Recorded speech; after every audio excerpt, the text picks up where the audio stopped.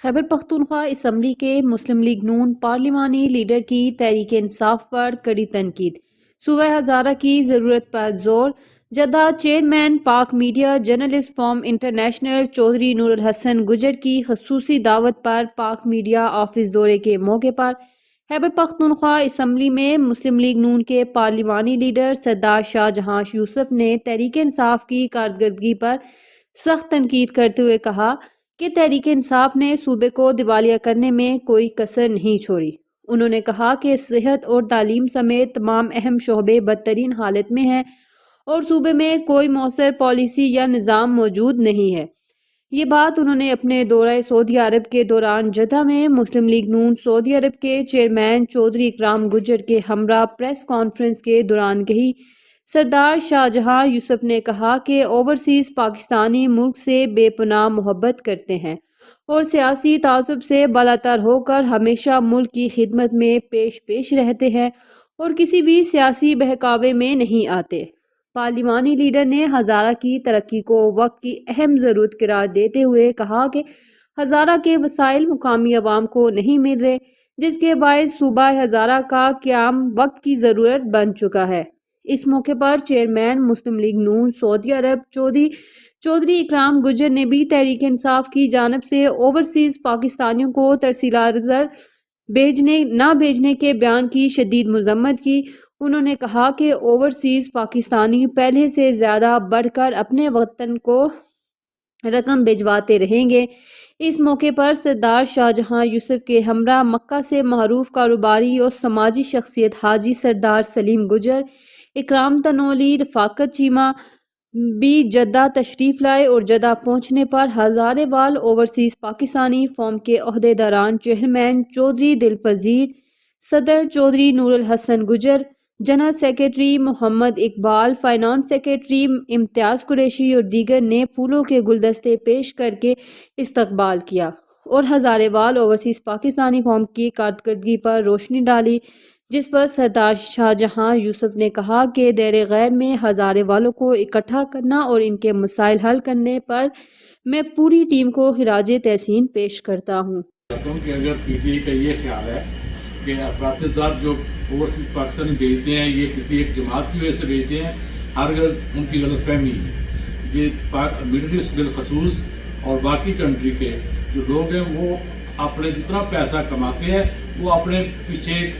اپنے خاندان کو بھیجتے ہیں اور خاندان کے لیے بھیجتے ہیں، نہ کہ کسی خاص جماعت کے لیے۔ انشاءاللہ یہ ان کی غلط فہمی بہت جلد دور ہو جائے گی اور پاکستان میں اس سے زیادہ افراط زر جائے گا اور پاکستان میں کسی قسم کی یہ غلط فہمی میں نہ رہے کہ ان کی وجہ سے پیسہ جا رہا ہے۔ پچھلے 3 مہینے ایک پیشنٹ کو لے کر گیا اس کو داخل کرانے کے لیے، تو جس وقت وہ وارڈز میں لے کر گئے انہوں نے میڈیسن لکھ کے دی، تو اس کے جو رشتے دار تھے انہوں نے جا کے باہر سے لے کر آئے۔ ایون کہ جو ایمرجنسی پین کلر جو ہے وہ بھی ان کے پاس نہیں ہوتی۔ تو مقصد یہ ہوا کہ یہ ہمارے صرف ادارے کھوکھلے ہو چکے ہیں، ان میں ہے کچھ نہیں، صرف عوامی جو ایکسچیکر ہے، گورنمنٹ کا جو ایکسچیکر ہے یا عوامی جو پیسہ ہے وہ صرف خرچ ہوتا ہے، وہ پراپر طریقے سے خرچ نہیں ہو رہا جس سے ان کو فائدہ ہو۔ تو بہرحال یہ تمام چیزیں ہیں، اس پہ ہمیں غور بھی کرنا چاہیے اور میں چاہتا ہوں کہ اوورسیز بھی اس پہ اپنی انپٹ بھی دیں، بات بھی کریں، کیونکہ آپ کا ملک ہے، آپ کا علاقہ ہے، آپ کی انپٹ، آپ کا جو بھی تھاٹ ہوگی ہمارے لیے میں سمجھتا ہوں کہ ایک بہتر بھی ہوگی، علاقے کے لیے بھی بہتر ہوگی، کیونکہ آپ پوری دنیا کو ایکسپلور کرتے ہیں، آپ یہاں کے نظام کو دیکھتے ہیں، یہاں کے انفراسٹرکچر کو دیکھتے ہیں، یہاں کے ہاسپٹلس کے نظام کو دیکھتے ہیں، ایجوکیشن کے نظام کو دیکھتے ہیں، تو جب اپنی طرف بندہ دیکھتا ہے تو پھر آپ کو بھی مایوسی ہوگی۔ لیکن اس کے حل کے لیے بات یہ ہے کہ جو لوگ پچھلے 15 سال سے ہمارے صوبے پہ حکمرانی کرتے رہے، کیا انہوں نے کوئی تبدیلی لے کر آئے؟ اگر نہیں لا سکے تو پھر ہمیں آپ کی طرف یہ کوشچن کرتا ہوں اس چیز کے لیے کہ آپ ذرا سوچیں اور پھر لوگوں کو بتائیں کہ ہمارا علاقہ، ہمارے صوبہ کس طرف جا رہا ہے۔ سب یہ جو پی ٹی آئی نے ایک مہم شروع کی ہے یا وہ کرنے جا رہے ہیں آگے کہ اوورسیز جو ہیں وہ ترسیلات زر پاکستان نہیں بھیجیں، تو آپ خود بھی اوورسیز میں رہے ہیں اور اوورسیز میں بہت زیادہ آپ کا جو ہے وہ رابطہ ہے، تو کیا کہیں گے اس کے حوالے سے؟ اوورسیز جو ہیں وہ ساتھ دیں گے یا آپ کا کیا رد عمل ہے اس حوالے سے؟ یہ صحیح ہے غلط ہے؟ سب سے پہلے تو میری بات یہ ہے، میں آپ سے یہ، کیونکہ میرا تعلق بھی، میں بھی اوورسیز میں رہا ہوں اور آپ لوگ بھی اوورسیز میں ہیں اور پھر آپ بھی دنیا کو دیکھتے ہیں. جہاں پہ میں رہا ہوں وہاں پہ شخصیات بڑی کم ہوتی ہے، وہاں پہ شخصیات کے نام ہی نہیں ہوتے اور وہاں پہ صرف اداروں کی بات ہوتی ہے. لیکن میری بدقسمتی یہ ہے کہ ہمارے ملک میں ابھی بھی ہم شخصیات کے پیچھے دوڑتے ہیں اور پھر ادارے جو ہیں وہ بالکل ختم کیے ہوئے ہیں، تباہ کیے ہوئے ہیں. آج آپ بات کریں اگر پریزیڈنٹ، امریکن پریزیڈنٹ جو ہے ڈونلڈ ٹرمپ صاحب، ابھی وہ پریزیڈنٹ بنے ہیں،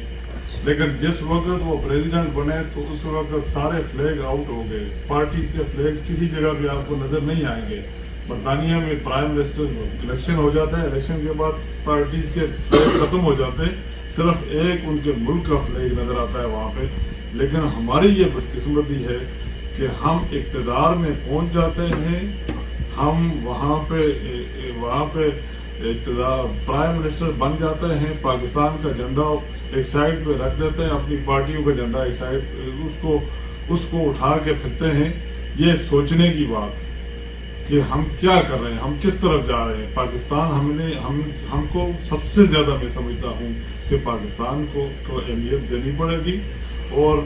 جو بھی پارٹی الیکشن کرتی ہے وہ کس لیے الیکشن کرتی ہے؟ اقتدار کے لیے الیکشن کرتی ہے. اقتدار کے بعد کیا حاصل کرتی ہے؟ اس گرین فلیگ کی جھنڈے کے نیچے آنے کے لیے وہ اقتدار کے لیے آتی ہے کہ عوام کی خدمت کر سکے. یہاں پہ میں تھوڑی سی یہ بات ضرور کروں گا کہ جتنے بھی ہمارے جذباتی ورکرز ہیں ان سے یہ میری گزارش ہوگی کہ ہمیں ابھی سمجھنا چاہیے، کیونکہ اوورسیز جو ہیں آپ کو لوگ دیکھتے ہیں، تو اس لیے اوورسیز کے جو ہمارے ساتھی ہیں، چاہے وہ یورپ میں ہیں، چاہے وہ گلف کنٹریز میں ہیں، چاہے وہ امریکہ میں ہیں، ان کو یہ دیکھنا چاہیے کہ ان اپنے ملکوں میں کیا ہو رہا ہے. اپنے ملکوں میں کیا وہ کسی ایک شخصیت کی پرستش کرتے ہیں لوگ، یا ان اداروں کے ساتھ کھڑے ہوتے ہیں جو ادارے ملک کی سلامتی کے لیے، ملک کی بہتری کے لیے یا اجتماعیت کے لیے کوشش کرتے ہیں. وہاں انفرادیت کی کوئی بات نہیں. تو یہ انفرادیت کو ختم کر کے اگر ملک ہے تو ہم ہیں. یہ لیڈرز آئیں گے جائیں گے. کل 1947 کے بعد بڑے بڑے لیڈرز آئے، ایسے لوگ آئے کہ لوگ کہتے تھے کہ شاید کہ ان کا اقتدار کبھی ختم نہ ہو، لیکن صرف اقتدار جو ہے وہ اللہ پاک کا اقتدار اس دنیا میں رہے گا. باقی اقتدار جو ہیں یہ جانے والی چیزیں ہیں، اور پھر جو رہے گی تو وہ ضمیر اور پاکستان کا نام اور پاکستان رہے گا جس میں ادارے مضبوط ہوں گے. اس سے بات کی، اسی طرح ساؤتھ پنجاب میں بہاولپور اور سرائکی جو ہے اس کے حوالے سے بات چلتی ہے، لیکن یہ تو آئینی معاملات ہیں، اس پہ چلتی رہے گی. بہرحال اس وقت کے جو حالات میں ہم پاکستان مسلم لیگ سے کے پی کے میں نمائندگی میں کرتا ہوں، اور کے پی کے میں کے حالات کسی سے ڈھکے چھپے نہیں کہ آج تک میں اگر یہ کہوں کہ ہمارا کے پی کے تبدیل ہو گیا، لیکن میرے جو حلقہ نیابت ہے جہاں پہ جہاں سے میں الیکشن لڑا، گزشتہ الیکشن میرے والد محترم ایم پی اے بنے، میں پہلی دفعہ صوبے میں الیکشن لڑا اور صوبے میں گیا. لیکن جس حلقے سے میں ایم پی اے بنا ہوں وہاں آج تک ڈگری کالج نہیں بن سکا، گرلز ڈگری کالج وہاں پہ نہیں بن سکا. اگر یہ چیزیں نہیں بن سکی تو مقصد کیا ہے کہ جو لوگ 10 سال تک وہاں پہ 15 سال تک وہاں پہ حکمرانی کر رہے ہیں تو انہوں نے پوری تحصیل کو متاثر کیا ہے کہ وہاں پہ کالج نہیں بنے. اور پھر وہاں پہ ابھی تک گزشتہ 10 سالوں میں کتنے، اگر میں بات کروں کہ ایجوکیشن سیکٹر میں، کیونکہ میں ریسنٹلی اسمبلی میں بھی اس پہ بات کی ہے کہ ایجوکیشن سیکٹر میں جو لوگ کہتے ہیں کہ گزشتہ 10 سال میں انہوں نے ڈیولپمنٹ کی. 2008 میں نیشنل اسمبلی میں نے ایجوکیشن کے حوالے سے بات کی تھی کہ اس وقت پاکستان میں ریشو وہی ہے کہ 82% لوگ بچے جو ہیں وہ انرولمنٹس ہوتے ہیں. کے پی کے میں بھی اسی طرح تھا. آج بھی تقریباً 10 سال کے بعد 15 سال کے بعد اگر लोगों ने जिन लोगों ने वहाँ पे हुकूमत की है, जिनके पास अब भी हुकूमत है, तो उनके साथ भी यही अगर मामला है कि 20 साल के बाद भी बच्चे जो है स्कूल गोइंग जो है वो 20% शॉर्टेज है या 18% शॉर्टेज है, तो वो क्यों है? वो इसीलिए है कि वहाँ पे खातिर ख्वाह काम नहीं किए गए और ना ही उसके लिए कोई पॉलिसीज मुरतब की गई, तो जिसमें मैं समझता हूँ कि हमें बड़ी मायूसी हुई। फिर दूसरी एक चीज़ है कि 200 अरब रुपया हेल्थ सेक्टर को दिया जाता है किसी भी हुकूमत से, और गुज़श्ता 10 साल से हेल्थ कार्ड का एक सिस्टम चलाया जा रहा है। हेल्थ कार्ड अच्छी चीज़ है, लेकिन उसके साथ साथ इदारों को भी मजबूत करना चाहिए। या तो फिर आप हेल्थ कार्ड का मकसद क्या था, इसको बनाने के लिए क्यों लोग लेकर आए थे, उसका बनाने का मकसद सिर्फ और सिर्फ सूबा सराद में ये था, इसलिए था सूबा KPK में, कि ताकि जो हेल्थ सेक्टर है इससे हमारी जिम्मेदारियाँ ख़त्म हो जाएं, लोग प्राइवेट हेल्थ की तरफ चले जाएं, और फिर ये जो है गवर्नमेंट जो है वो बिल्कुल ही उससे दूर हो जाए। वो लेकिन ऐसा नहीं हुआ। वहाँ पे हेल्थ कार्ड जो है, एक तो हेल्थ कार्ड की फैसिलिटीज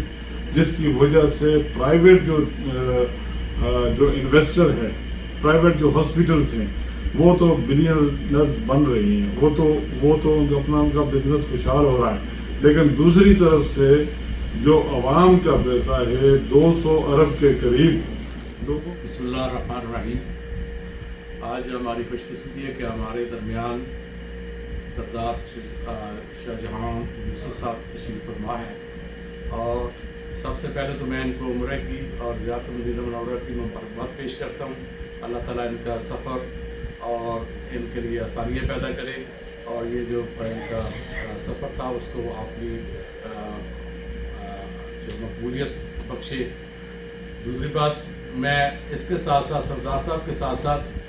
अकरम तनोली साहब, सरदार सलीम साहब और दिलपजीर साहब और क्रिस साहब और दीगर दोस्तों का भी शुक्रगुजार हूँ, रफ़ाक चीमा साहब का बिलखसूस, जिनकी साज़िश से आज सरदार साहब से मुलाकात हुई, क्योंकि इस ख़ानदान की जो खदमात है मुस्लिम लीग के लिए